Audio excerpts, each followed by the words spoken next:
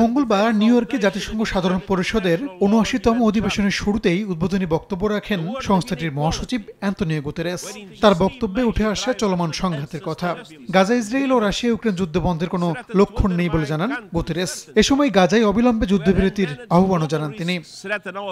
অধিবেশনে যোগ দিয়েছেন বাংলাদেশের প্রধান উপদেষ্টা ডক্টর মোহাম্মদ ইউনূস সহ বিশ্ব নেতারা। গুতেরেসের পর বক্তব্য রাখেন জাতিসংঘ সাধারণ পরিষদের চেয়ারম্যান ফিলেমন ইয়াং। তার বক্তৃতার মধ্য দিয়ে অধিবেশনের মূল বিতর্ক শুরু হয়। প্রথমেই বক্তব্য রাখেন ব্রাজিলের প্রেসিডেন্ট লুলা দি সিলভা।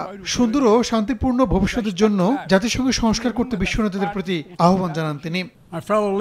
মার্কিন প্রেসিডেন্ট হিসেবে শেষবারের মতো ভাষণ দেন জো বাইডেন।